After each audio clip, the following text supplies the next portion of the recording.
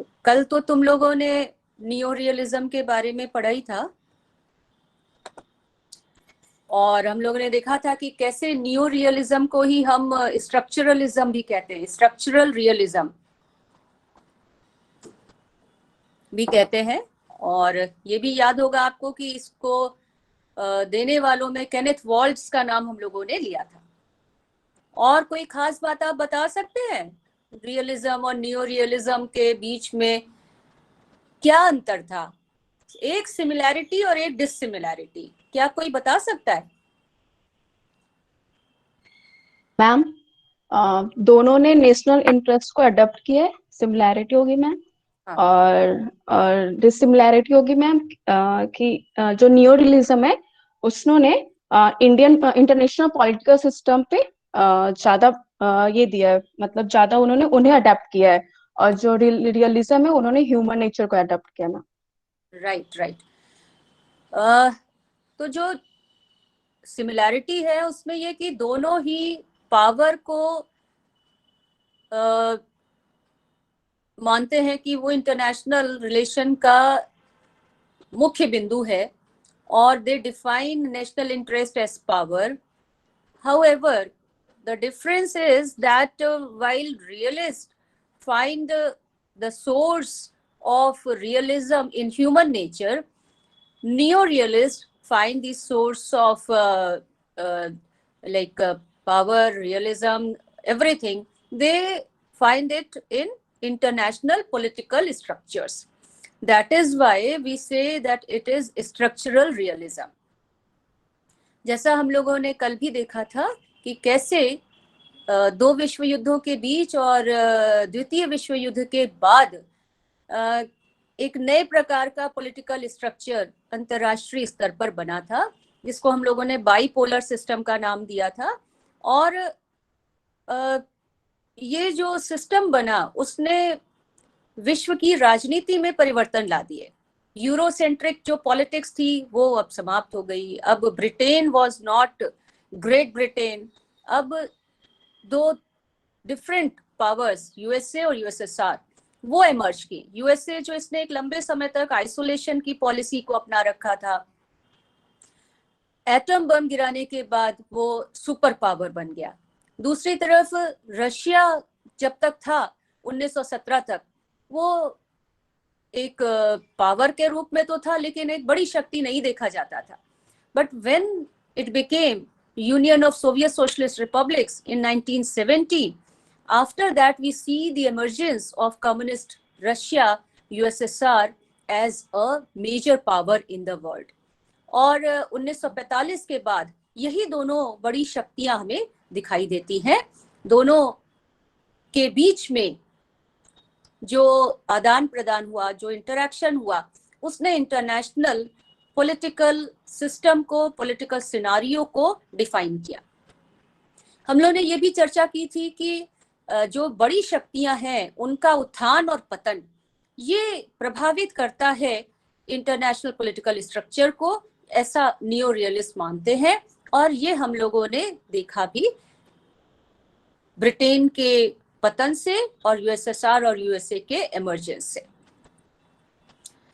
Neo realist आपने देखा था कि ये बाइपोलर सिस्टम को बेहतर मानते हैं, क्योंकि इनका मानना है कि यहाँ पे दोनों जो बड़ी शक्तियां हैं वो एक दूसरे को जानती हैं, एक दूसरे की शक्ति को आंक पाती हैं, उसका आकलन कर पाती हैं, और ऐसे में वो युद्ध नहीं करेंगे क्योंकि वो जानती हैं कि दोनों की शक्तियां लगभग बराबर है, युद्ध करना लाभदायक नहीं होगा, बैलेंस ऑफ पावर बना हुआ होता है। यानी युद्ध कब होता है? जब बैलेंस ऑफ पावर बिगड़ जाता है, जब एक की शक्ति अधिक हो जाती है। ये स्थिति चलती रही 1989 तक, 1979 तक, जब न्यू कोल्ड वॉर शुरू हुआ और मल्टीपोलर सिस्टम बन गया, यानी शक्ति के कई केंद्र दिखने लगे। लेकिन नियो रियलिस्ट का क्या मानना है कि multipolar system is very dangerous. क्यों? क्योंकि यहाँ पर शक्ति के कई केंद्र हैं, यहाँ युद्ध की संभावना पूरी बनी रहती है। और हम लोगों ने देखा था कि कोई भी अप्रोच देने वाले विचारक हो, उनका उद्देश्य क्या था? उनका उद्देश्य था शांति की स्थापना, विश्व में शांति कैसे बने ये उन्होंने स्थापित किया था। Whether it can be peace through accommodation, peace through collaboration, peace through international organization. उसी के लिए आपने देखा था कि मॉर्गेंथो ने 9 नियम बताए थे जब आपने रियलिज्म को पढ़ा था। तो नियो रियलिस्ट का मानना है कि multipolarism is not good for peace, it can lead to war. और 1990 में जब सोवियत संघ का पतन हो गया, विश्व में एक ही शक्ति रह गई, अमेरिका, और यूनिपोलर वर्ल्ड बन गया, तब भी उन्होंने इंटरनेशनल पॉलिटिकल स्ट्रक्चर में जो परिवर्तन हुआ उसको विश्व के लिए खतरनाक माना, क्योंकि जब एक ही शक्ति सबसे बड़ी होगी तो स्वाभाविक है कि उसके द्वारा अपनी इच्छा, अपनी मर्जी और अपने नियमों को दूसरे देशों पर आरोपित करने का प्रयास किया जाएगा। ये एक भय बना रहता है जिससे अशांति उत्पन्न हो सकती है। तो नियो रियलिस्ट ने थोड़ा सा बदलाव किया था, लेकिन मोटे तौर पर अगर हम देखें तो neo realism seems to be an extension of realism, क्योंकि इन्होंने भी शक्ति को ही माना, इन्होंने नेशनल इंटरेस्ट के रूप में शक्ति को देखा, इन्होंने युद्ध को अवश्यम भावी माना कि युद्ध कैसे हैं, वॉर्स कैसे हैं, इनएविटेबल हैं, they are unavoidable, we can not avoid them. तो क्लासिकल रियलिज्म की तरह ही इन्होंने भी बहुत सारे ऐसे जो फैक्टर्स थे उनको स्वीकार किया, पावर, बैलेंस ऑफ पावर इत्यादि। इसीलिए जब हम नियो रियलिज्म को देखते हैं तो इसके क्रिटिसिज्म में ये कहते हैं कि it is just an extension of realist, classical realist theory, और दोनों में बहुत ज्यादा अंतर हम नहीं पाते हैं, दोनों में काफी सिमिलैरिटीज दिखाई देती हैं। नव यथार्थवादी यानी जो नियो रियलिस्ट थे उनका दृष्टिकोण भी एकांगी है। क्यों? क्योंकि वे भी क्या करते हैं, वे एक ही श्रेणी की घटनाओं का अध्ययन करते हैं और वो भी यथार्थवादियों के नजरिए से, यानी वे पावर को ही देखते हैं। इनफैक्ट कल भी हम लोगों ने चर्चा की थी कि power is not only a means for them but it is an and, it becomes N and. शक्ति साधन ही नहीं, साध्य बन जाती है। राष्ट्र और ज्यादा शक्ति पाने की चेष्टा करते हैं और इसी दृष्टिकोण से वे अंतर्राष्ट्रीय घटनाओं का अध्ययन करते हैं। और उनके आलोचक कहते हैं कि वे एक ही तरीके की घटनाओं को पढ़ते हैं, यानी विश्व में जो अन्य कार्य हो रहे हैं, चाहे सामाजिक हो चाहे वे आर्थिक हो, उनका अध्ययन ना करके ये शक्ति से जुड़े हुए जो कार्य हैं, बैलेंस ऑफ पावर से संबंधित जो घटनाएं हैं, उनका ही अध्ययन करते हैं। और इसलिए उनके अध्ययन को आलोचक कहते हैं कि तथ्यात्मक नहीं कहा जा सकता, दे आर नॉट ऑब्जेक्टिव। वे बहुत किसी भी जो घटना को पढ़ते हैं तो उसमें एक बायस के साथ, एक प्री कंसीव्ड नोशन के साथ उसको पढ़ते हैं और ये मानते हैं कि सभी जगह पे हर कार्य में शक्ति का तत्व निहित है। तो उनका जो विचार है नियो रियलिस्ट का, उसको तथ्यात्मक नहीं कहा जा सकता और न ही हम विश्लेषणात्मक उन्हें कहेंगे, एनालिटिकल भी नहीं है। एक थ्योरी जो है it should be objective and analytical, और ये दोनों ही गुण नियो रियलिस्ट में नहीं है, ऐसा उनके क्रिटिक्स कहते हैं। नियो रियलिस्ट अंतरराष्ट्रीय राजनीति का एक व्याख्यात्मक मॉडल प्रस्तुत करने की जगह एक आदर्शात्मक अड़ियलपन प्रस्तुत करते। इसका मतलब क्या हुआ? अंतरराष्ट्रीय राजनीति का व्याख्यात्मक मॉडल, डिस्क्रिप्टिव मॉडल न देकर वे क्या करते, वे भी अड़े हुए हैं। रियलिस्ट जो अप्रोच है, पावर का जो अप्रोच है, उसको लेकर ही वे सारी बात करते हैं। Everything moves around power. Monoism of power तो हम यहाँ भी देख रहे हैं। द ओनली डिफरेंस है कि वो ह्यूमन नेचर में नहीं उसको ढूंढ रहे हैं। ह्यूमन नेचर में ग्रीड और लस्ट फॉर पावर और सेल्फिशनेस को ना देखकर वो कहते हैं कि everything is due to the structure of international political system.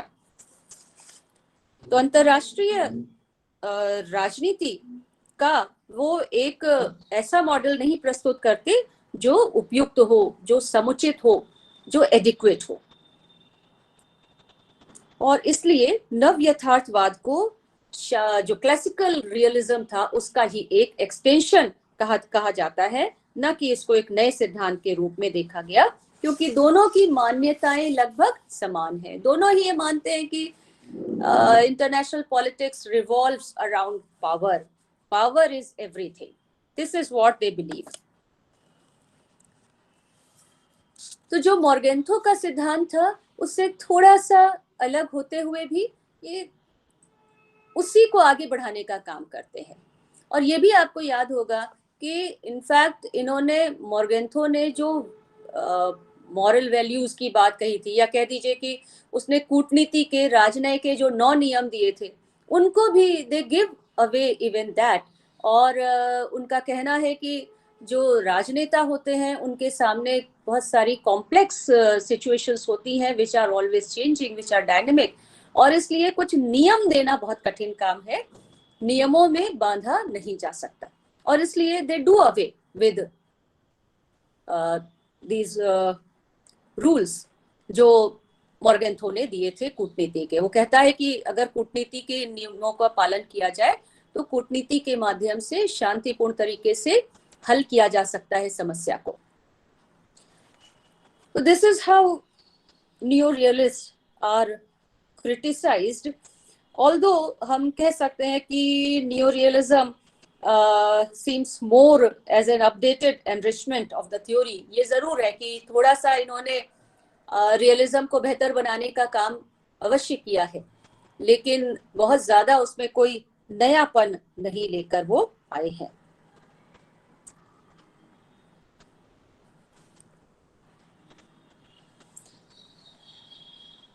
थोड़ा और अगर हम लोग आगे बात करें तो what we see that some individual neo-realists admit that their theoretical commitment to the primacy of the state as the sole actor involves a distortion of sorts। यानी कुछ ऐसे हैं नव यथार्थवादी जो मानते हैं कि टोटली स्टेट पर फोकस करना उचित नहीं होगा as an actor in international political system.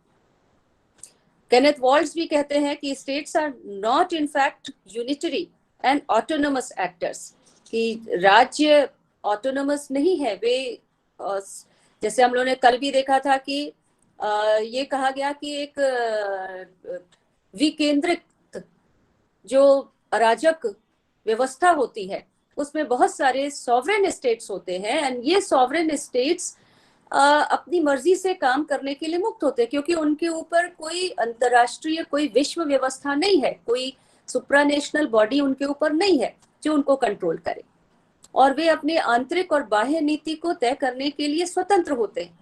लेकिन उसके बावजूद उन्हें कहीं ना कहीं एक दूसरे के साथ एडजस्टमेंट करना होता है, और इसी एडजस्टमेंट के माध्यम से, इस अकोमोडेशन के माध्यम से शांति की स्थापना की जा सकती है।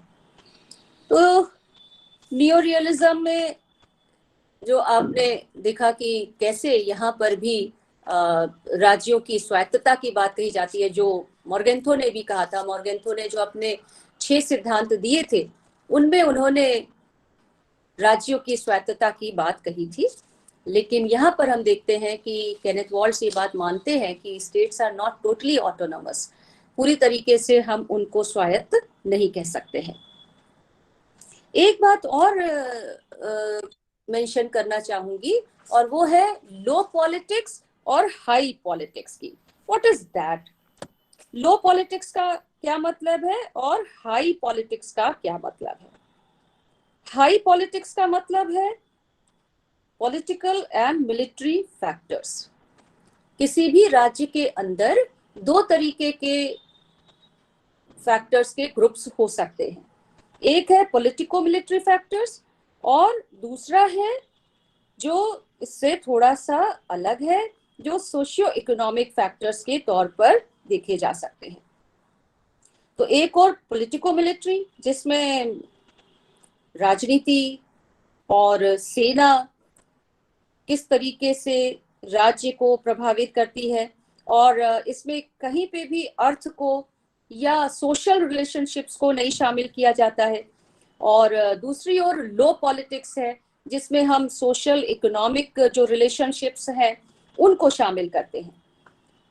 आजकल जो नियो रियलिस्ट हैं उनका क्या कहना है? दे ignore low politics and place total reliance on high politics.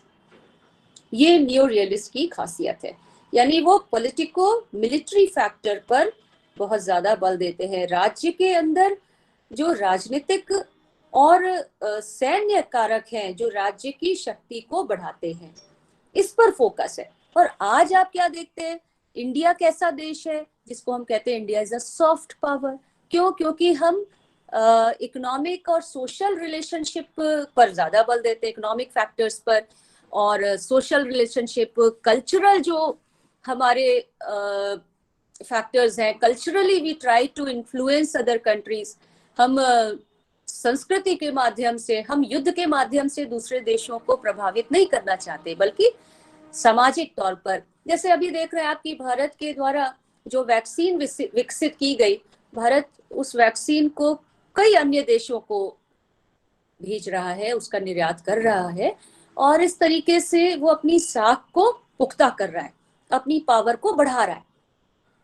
तो सॉफ्ट पावर और जो हार्ड पावर, इन दोनों का जो डिफरेंस है वही हम देखते हैं हाई पॉलिटिक्स और लो पॉलिटिक्स में।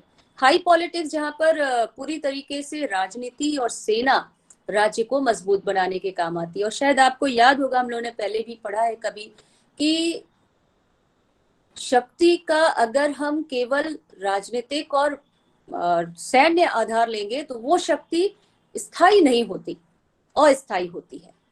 जबकि शक्ति का जो सामाजिक, आर्थिक, सांस्कृतिक आधार होता है वो अधिक स्थायित्व वाला होता है, वो अधिक स्टेबल होता है। तो हाई पॉलिटिक्स जो नियो रियलिस्ट जिस पर फोकस करते हैं, जिसमें हम देख रहे हैं कि पॉलिटिको मिलिट्री फैक्टर्स आते हैं, and they totally exclude economics, social relationship and corporations of any kind. ये वे नहीं उस पर फोकस करते हैं, और इसी को high politics and low politics respectively कहा गया।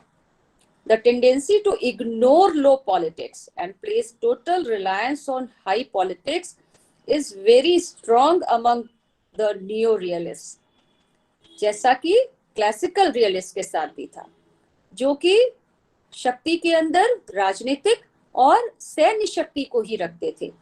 और इसीलिए उनको क्रिटिसाइज किया गया था कि वे सामाजिक संबंधों को नहीं बल देते हैं, बल्कि उनके लिए शक्ति का अर्थ केवल क्या है? सैन्य शक्ति। जब भी हम शक्ति को डिफाइन करते हैं तो उसमें सैन्य शक्ति के अलावा राजनीतिक शक्ति, आर्थिक शक्ति, साथ ही साथ समाज और संस्कृति भी शक्ति का आधार होते हैं। जब हम पावर के फैक्टर्स पढ़ते हैं, पावर के पावर के जो डिटर्मिनेंट्स हैं उनको हम देखते हैं, एलिमेंट्स ऑफ पावर को जब हम देखते हैं, शक्ति के तत्वों को, तो उसमें एक कैटेगरी किसकी है? डेमोग्राफी की भी है। एक कैटेगरी आइडियोलॉजी की भी है। आइडियोलॉजी और डेमोग्राफी, ये दोनों भी शक्ति का आधार होते हैं। नेतृत्व किस प्रकार का है, यानी जो ह्यूमन फैक्टर्स हैं, they also play an important role. किसी देश के पास केवल सेना का होना ही शक्ति के लिए पर्याप्त नहीं है, उसके पास नेचुरल रिसोर्सेज भी होने चाहिए। ये उसकी आर्थिक शक्ति को बनाता है। उन नेचुरल रिसोर्सेज का इस्तेमाल करने के लिए उसके पास साइंटिफिक नॉलेज का भी होना जरूरी है, यानी साइंटिफिक और टेक्नोलॉजिकल जो पावर है। अमेरिका कैसे सुपर पावर बना? क्योंकि उसके पास जो इकोनॉमिक रिसोर्सेज थे, नेचुरल रिसोर्सेज थे, वो भी था। उसके पास इन रिसोर्सेज का इस्तेमाल करने के लिए जो टेक्नोलॉजी चाहिए थी वो भी था, जो भारत के पास नहीं था। भारत के पास रिसोर्सेज तो बहुत थे एक समय में, लेकिन चूंकि वो उनका खुद इस्तेमाल नहीं कर सका, और नतीजा क्या हुआ कि उन रिसोर्सेज की वजह से उसको गुलामी में जाना पड़ा। तो रिसोर्सेज का अगर हमें इस्तेमाल करना नहीं आता तो राज्य का शोषण हो सकता है, ये भी एक खतरा बना होता है। तो जहां ये इकोनॉमिक जो फैक्टर्स हैं वो शक्ति का कारण हो सकते हैं, तो वही वो शक्तिहीनता का भी कारण हो सकते हैं, जैसा कि अफ्रीका के लिए भी कहा जा सकता है, अफ्रीका के जो वेरियस स्टेट्स हैं उनके लिए भी कहा जा सकता है कि although they had many natural resources, but because they did not have any technical know how to use them, and so they fell prey to western powers. तो जो इकोनॉमिक सोशल रिलेशनशिप वगैरह के जो फैक्टर्स हैं, they are ignored by neorealists, and they focus only on politico-military power, or we can say high politics. They focus on that only.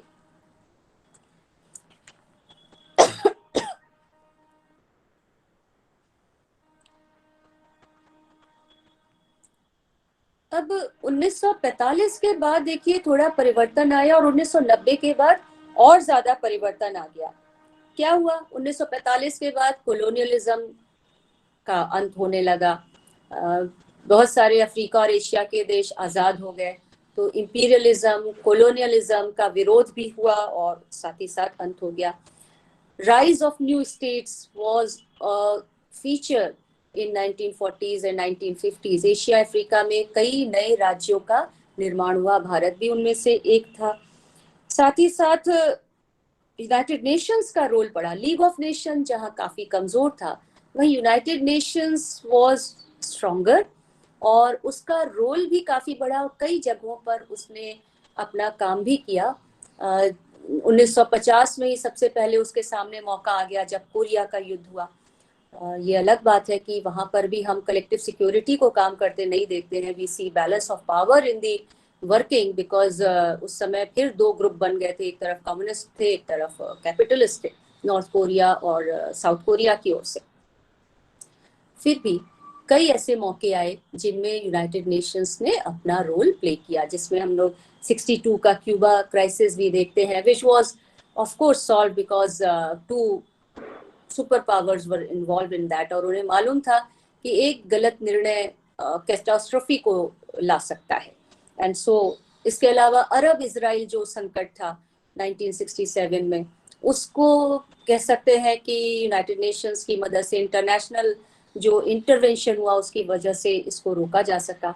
आपको याद ही होगा कि इसमें ब्रिटेन, फ्रांस और Israel were almost on the verge of going into war with Egypt on the issue of nationalization of Suez Canal, जिसको US और USSR के intervention से रोका जा सका। उस समय दोनों ने मिलकर काम किया।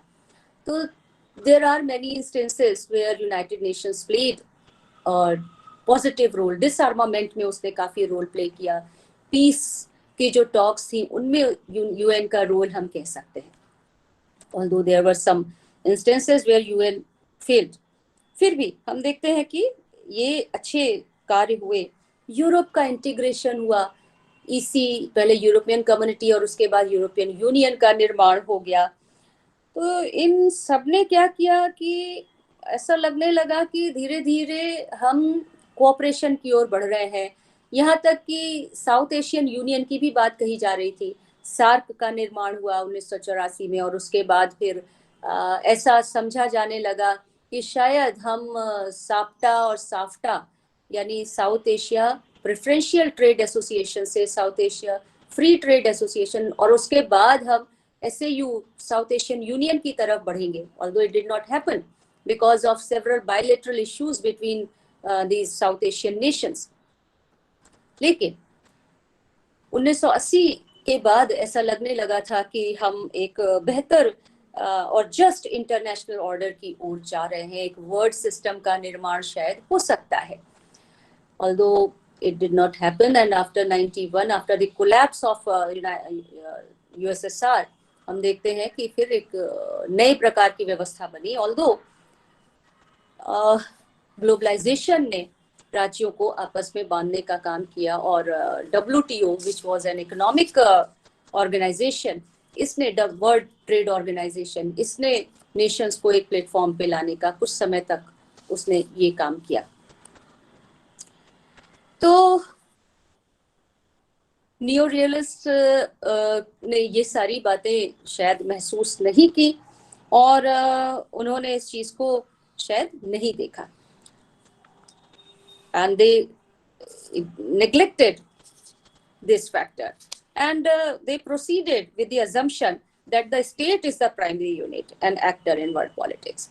उन्होंने अभी भी जो इंटरनेशनल पॉलिटिकल ऑर्डर या वर्ल्ड ऑर्डर जो इमर्ज कर रहा था उसको रिकॉग्नाइज नहीं किया, and for them state remained the primary unit. Although आप अगर देखें तो दे प्रूव्ड क्वाइट राइट, क्योंकि पिछले 10 सालों में आपने देखा कि we are again going away from globalization. Globalization ने करीब 20-25 साल तक काम किया, और उस समय भी ये प्रश्न उठ रहे थे कि क्या भूमंडलीकरण के इस दौर में राज्य अपनी संप्रभुता को त्यागने को तैयार होंगे, और उस समय भी ये विवाद था. और मेरा तब भी ये मानना था कि राज्य कितना भी अपने मार्केट्स को खोल ले एक दूसरे के लिए, लेकिन जहां मैन पावर की या ह्यूमन रिसोर्सेस के मूवमेंट की बात आएगी, राज्य इसके लिए तैयार नहीं होंगे. कोई भी राज्य अपनी संप्रभुता को त्यागने को तैयार नहीं होगा, अपने नेशनल इंटरेस्ट से, अपने राष्ट्रवादिता से ऊपर नहीं आ सकता. ग्लोबलाइजेशन इंटरनेशनलिज्म पर आधारित है और राज्य इंटरनेशनलिज्म के लिए अभी भी तैयार नहीं है, and this is what happened. पिछले 5-6 सालों में आपने देखा कि राज्यों ने किसी न किसी प्रकार से अपने मार्केट्स को बंद करना शुरू कर दिया है. यानी हम कह सकते हैं कि जो न्यो रियलिस्ट का मानना था कि states are the primary unit, वो फिर से दिखाई दे रहा है. It is emerging again. आखिरकार तो ये यथार्थवाद है, और इसलिए जो आज की स्थितियां हैं वो फिर से न्यो रियलिस्ट को वैलिडेट कर देती है कि state is the primary unit of international political system. तो this is all about neo-realism and how it is an extension of classical realist theory.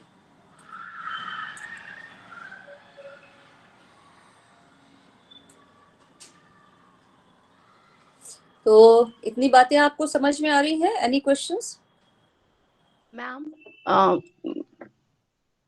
Ma'am जो चाइना की बेल्ट एंड रोड इनिशिएटिव है ma'am, तो वो भी तो globalisation के under ही आएगी ना मैम. तो इसमें जैसे श्रीलंका है, तो मैम कैसे ग्लोबलाइजेशन के अंडर में आएगा? अभी बोले ना कि अभी कोई भी स्टेट्स अपने सॉवरेंटी को नहीं देना चाहते हैं.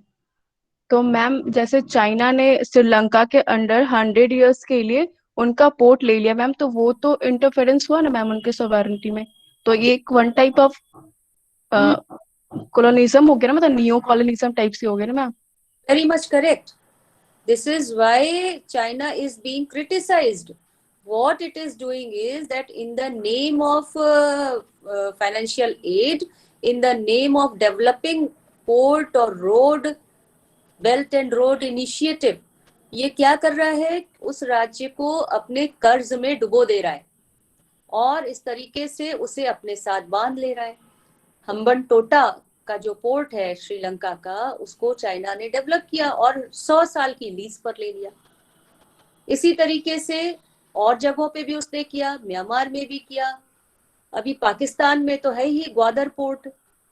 तो सभी जगहों पे ये क्या कर रहा है? ये इंफ्रास्ट्रक्चर बनाकर उसके लिए सस्ते दामों पर लोन देता है और उसके बाद उसके साथ ऐसी शर्तें जोड़ दी जाती है जिसके कारण वो देश चीन के ऑब्लिगेशन में आ जाता है. पाकिस्तान कहाँ से अपने कर्जों को चुकाएगा जो उसने चीन से लिया है इंफ्रास्ट्रक्चर डेवलपमेंट के नाम पर? और अगर कर्ज नहीं चुका सकता तो उसे चीन की शर्तों से बंधना पड़ेगा. इसीलिए इसको नियो कोलोनियलिज्म का नाम दिया जा रहा है कि ये एक नए प्रकार का साम्राज्यवाद है जिसको चीन के द्वारा अपनाया जा रहा है. तो यानी हम तो वापस लौट गए ना 1940 के दशक के पहले जो स्थिति थी उसमें. हमने कहा 1940-50 से तो कोलोनियलिज्म खत्म हो गया. This is a new kind of imperialism. जबकि कम्युनिज्म उसका विरोध करता है. कम्युनिज्म साम्राज्यवाद का, उपनिवेशवाद का विरोधी है. But this is what words only and the largest communist country is doing. तो ये जो चीन के द्वारा किया जा रहा है, ये नेशनलिज्म का एक उदाहरण है कि कैसे वो अपने नेशनल इंटरेस्ट को to become a super power. और अगर आप लोग देख रहे होंगे और पढ़ रहे होंगे तो ये कहा जा रहा है कि अगले 10 साल में चीन सबसे बड़ी इकोनॉमिक पावर बन जाएगा। कोरोना ने उसको और शक्ति दे दी है। तो this kind of biological warfare which was it is said कि इसको लीश आउट किया गया। तो इन सब की वजह से China can become a big power in after से 10 years। और ये चीन की जो स्ट्रैटेजी है उसका पार्ट है, स्ट्रैटेजिक प्लानिंग। उसके द्वारा अपनी जो रणनीति बनाई गई ये उसका हिस्सा था कि उसे 2035 तक कहाँ पहुंचना है, 2020 तक कहाँ पहुंचना है, ये उसने तय किया और उसके अनुसार अपनी नीतियों को उसने बनाया। तो रियलिज्म कभी खत्म नहीं हो सकता। हमको बुरा लग सकता है, जैसे Kautilya, he was also a realist. उसने जो बातें कही वो हमें बुरी लग सकती है। हमको जब राजनीति में किसी के लिए खराब कहना होता है तो हम कहते हैं चाणक्य नीति। चाणक्य नीति मतलब बहुत चालाकी वाली नीति जो जिसमें कुटिलता छुपी हुई है। कौटिल्य को कुटिल भी कहा जाता है। क्यों? क्योंकि उसका गोत्र ही कुटिल था। ऐसा कौटिल्य मतलब उसका नाम वहां से, कौटिल्य वहां से आया। लेकिन हमारे अपने देश में 2200 साल पहले एक रियलिस्ट यथार्थवादी जन्मा, जिसको अगर आप देखें कि जब लगभग 200-250 एडी तक आते आते हमने भुला दिया, इसलिए कि he was a staunch realist जो लोगों को पसंद नहीं आता था। और जब 1905 में कौटिल्य का अर्थशास्त्र इमर्ज किया, वो बाहर आया, तो लोगों ने एक्सेप्ट करने से उसे स्वीकार कर दिया। क्यों? क्योंकि उसमें इतना कड़वा सच लिखा हुआ था जिसको लोग मानने को तैयार नहीं थे कि भारत तो बुद्ध का देश बन गया था, भारत तो गांधी का देश बन गया था। बुद्ध जो थे वो कौटिल्य के पूर्व हुए थे, लेकिन बुद्ध की जो टीचिंग्स थी वो चलती रही। और हम गर्व करते हैं कि हम तो शांति प्रिय देश है, हम नॉन वायलेंट है। और कौटिल्य इसके बिल्कुल विपरीत बात कहता है। वो अपने इंटरेस्ट की रक्षा के लिए युद्ध की बात कहता है, वो साम दाम दंड भेद की बात करता है कि किसी भी तरीके से हमें अपनी रक्षा करनी है, अपने इंटरेस्ट को। उसके लिए कभी हमें चालाकी करनी पड़ सकती है, हमें झूठ भी बोलना पड़ सकता है, हमें शत्रु को मित्र बनाना पड़ सकता है और फिर उस पर हमला, जैसे चीन ने किया। हम देखते हैं कि चीन has followed in fact Kautilya. ये अलग बात है कि चीन के पास भी ऐसे विचारक हुए, कन्फ्यूशियस, सुनजू, जिन्होंने आर्ट ऑफ वॉर किताब ही लिख दी। तो ये जो रियलिज्म का जो ट्रेडिशन है, it did not come with Morgenthau, it did not come with Machiavelli, it began with Kautilya. हमारा जो, तुम लोग भी पढ़ोगे ही मेरे ख्याल से, हमारे अगर आप एंशियंट उसमें चले जाएं तो आप देखेंगे कि हमारे यहाँ धर्मशास्त्र लिखे गए और अर्थशास्त्र के कई वॉल्यूम्स हैं, कई खंड हैं। अलग अलग लोगों ने अर्थशास्त्र नाम से पुस्तक लिखी जिसमें उन्होंने स्टेट क्राफ्ट के बारे में बताया और कूटनीति के बारे में और वॉर के बारे में। इट वॉज नॉट कि ये केवल अर्थ के बारे में था, टैक्सेशन भी बताया। पर उन्होंने माना कि अर्थ सबसे ज्यादा जरूरी है राज्य को चलाने के लिए, है ना। तो धर्मशास्त्र, अर्थशास्त्र की अनेक परंपराएं हैं जो हमारे प्राचीन इतिहास में मौजूद हैं। शांति पर्व महाभारत का, जो कूटनीति के लिए, जो किसी भी राजा के लिए पढ़ना, राजा मतलब आज के समय में सरकार कह सकते हैं, किसी भी नेता के लिए उसे जानना आवश्यक है। लेकिन हमारे यहाँ उसको पढ़ाया ही नहीं जाता है। नेता को उसे मालूम होना चाहिए, देन वी विल लर्न ना रियलिज्म। हम तो केवल इसमें रह जाते हैं कि कैसे, of course peace is good, peace तो हम सबका एम है, लेकिन not at the cost of our national interest. तो खैर, we were talking about realism. तो रियलिस्ट जो है वो क्लासिकल रियलिस्ट या नियो रियलिस्ट, जिनकी कितनी भी आलोचना की जाए, वी सी दैट कहीं ना कहीं आकर वे अपने आप को सही साबित कर लेते हैं, दे वैलिडेट देमसेल्व्स। और जो उन्होंने पावर के बारे में कहा, दैट इज अ फैक्ट। हाँ, ये अलग बात है कि केवल पॉलिटिको मिलिट्री पावर की नहीं, हमें हाई पॉलिटिक्स और लो पॉलिटिक्स, हमें इकोनॉमिक्स और सोशल रिलेशनशिप और कॉरपोरेशंस को भी पावर में शामिल करना चाहिए। अ mix of high politics and low politics is essential for a good political structure at international level। तो जब ये हम कर लेंगे तो शायद वो हो सकता है कि आगे जाकर रियलिज्म का एक नया और रूप हमें दिखाई देने लगे। Excuse me ma'am. Yes ma'am, जैसे एक चाइना के साथ साथ जैसे अफ्रीका के बहुत से जो कंट्रीज हैं छोटे छोटे, जैसे नामीबिया है या जो भी है, उसमें आज के डेट में जो पावरफुल कंट्रीज हैं वो क्या कर रही हैं कि जो वहाँ पे ट्राइबल लोग हैं उनको हथियार सप्लाई कर रही हैं। तो यस बड़े उन जो व्यापारी लोग हैं उन पर वो अटैक करते हैं, या फिर जो बड़े लोग हैं जो तो उन पर वो अटैक करते हैं। फिर वो अपनी सेफ्टी के लिए मैम उन पावरफुल कंट्रीज से ज्यादा आर्म्स खरीदते हैं।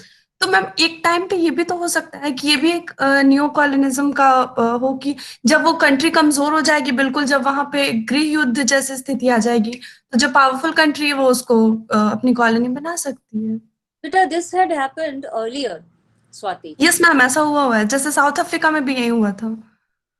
अफ्रीका में बहुत सारी ट्राइब्स रहती हैं, एक एक कंट्री में 12-12, 18-18 ट्राइब्स रहती हैं। और अफ्रीका को जब बांटा गया देशों में, तो मेज पे नक्शा रखकर उसको बाउंड्रीज खींच दी गई। तो नतीजा क्या है कि ये बाउंड्रीज आप देखो, अफ्रीका का नक्शा, दे आर वेरी स्ट्रेट। और उसमें क्या किया गया कि एक नदी को बाउंड्री बना दिया गया, सपोज दो देशों के बीच में। Yes ma'am. कि एक ही ट्राइब नदी के दोनों किनारे पर रहती थी। अब वो ट्राइब जो है कुछ एक देश में चली गई और कुछ दूसरे देश में। जो पहले मेजॉरिटी ट्राइब थी वो माइनॉरिटी बन गई। नतीजा क्या था कि आइडेंटिटी की जो क्राइसिस हुई, उसने इन अफ्रीकन कंट्रीज में ट्राइब्स के बीच में लड़ाई उत्पन्न कर दी।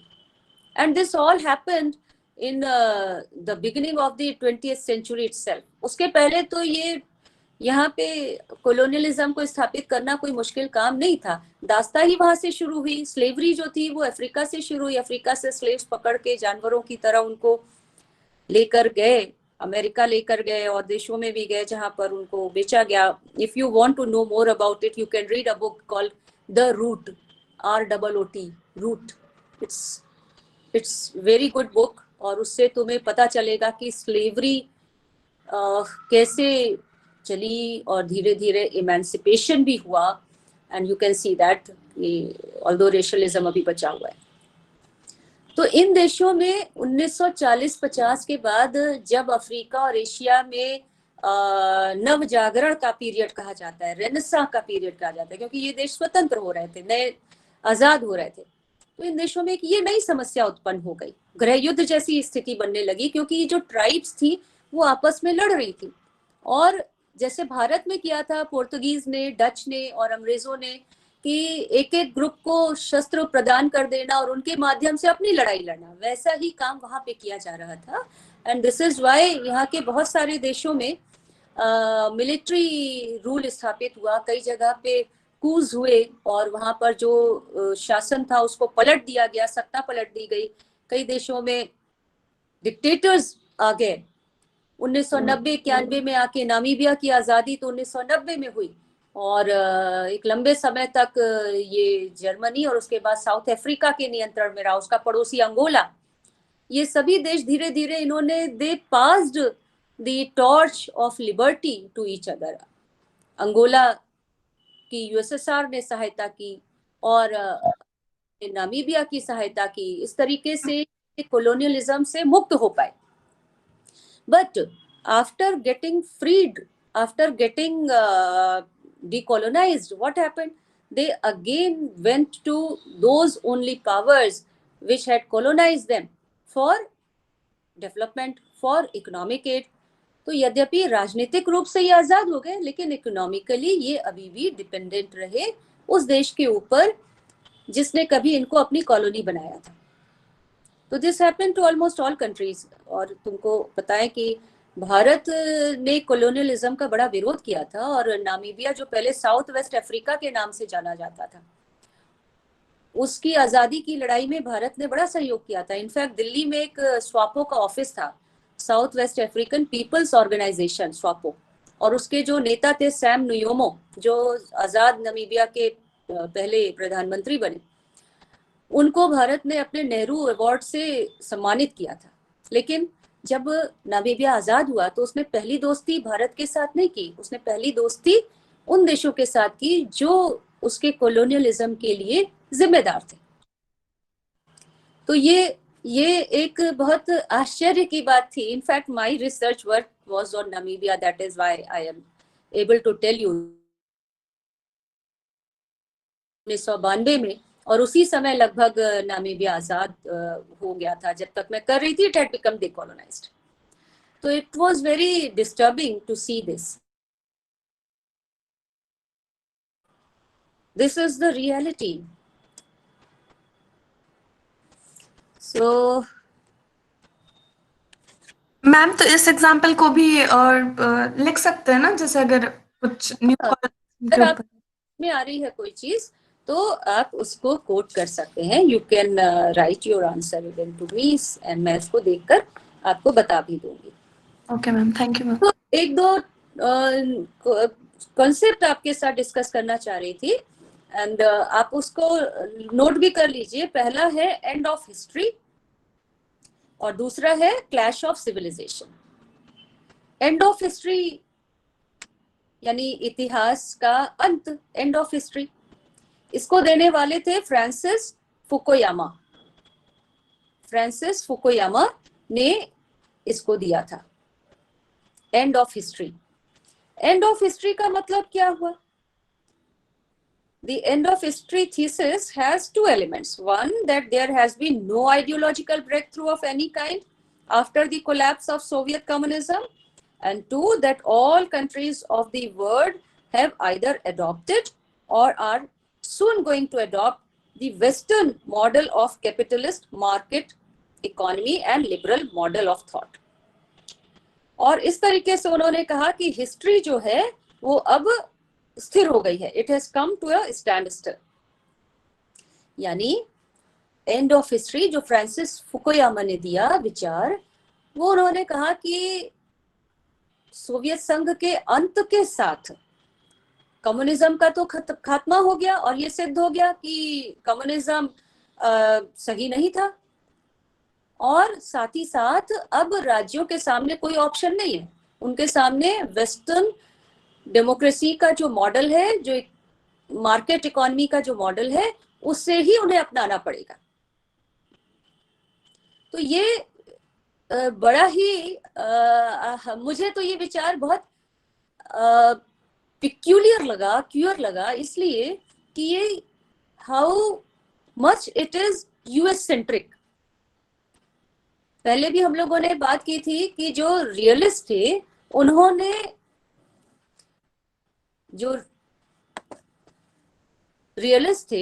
उन्होंने आपने देखा कि जो भी अपना सिद्धांत दिया वो अमेरिका को फोकस में रख के दिया.